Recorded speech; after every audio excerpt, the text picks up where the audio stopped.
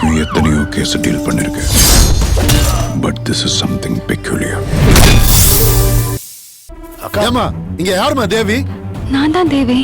ஏன்? அப்போ அந்த சேர்மன் பொண்ணு நீதானா?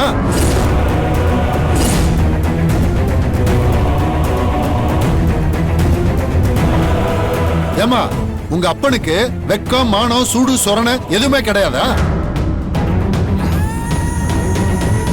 யார் நீங்க? ஏன் இப்படி எல்லாம் பேசுறீங்க? உங்க அப்பனுக்கு கடன் கொடுத்தவன் எப்படி பேசுவான்?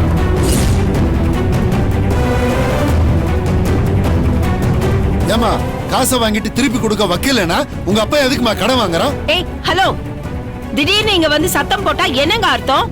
அனாவசியமா என் மருமகளுக்கு மன உளைச்சல கொடுத்தீங்க, அப்புறம் நடக்கிறதே வேற சொல்லிட்டேன். ஓஹோ, இந்த பொண்ணோட மாமியார் நீங்க தானா? நல்ல குடும்பத்துல போய் பொண்ணு எடுத்திருக்கீங்க. சரியான கடங்கார குடும்பமா இது. இவங்க அப்பா ஊரெல்லாம் கடன் வாங்கிட்டு வீட்டையும் வித்துட்டு ஊரை விட்டு ஓடிட்டாமா அவன். அந்த விஷயம் தெரியுமா உங்களுக்கு? யோ, என்னைய ஓவரா பேசுற? நான் தேவியோட புருஷன். எதா இருந்தாலும் என்கிட்ட பேசியா? வாங்க மாப்பிள்ள சார் வாங்க. இவங்க அப்பா டுபாக்கர்னு உங்களுக்கு தெரியுமா?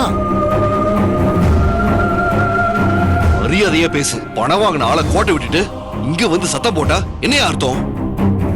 பணம் கொடுத்தது அங்க, கலாட்டா பண்றது இங்கேயா?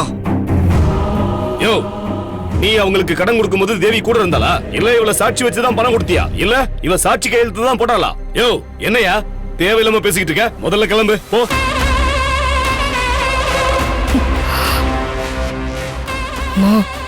பாத்தியம்மா, அந்த தேவிக்கு அத்தை மாமா உட்பட எப்படி வரைஞ்சு கட்டிட்டு வந்து சண்டை போடுறாங்கன்னு எனக்கு அப்படியே வயிறு எரியுது. எனக்கு மட்டும் என்ன அப்படியே குளுகுளுன்னு இருக்கா? அண்ணி ஏன் இவள தேவையில்லாம தலையில தூக்கி வச்சு கரகாட்டம் ஆடுறாங்கன்னு எனக்கு புரியலடி. இங்க பாருங்க, நீங்க பெரிய மனுஷங்க. இங்க வந்தா நியாயம் கிடைக்கும் நம்பி வந்தேன். ஆனா இங்க நியாயம் கிடைக்கிற மாதிரி தெரியல. ஆளாளுக்கு கடன் கொடுத்து உதவி பண்ண என்கிட்டயே எகிரிட்டு வரீங்க.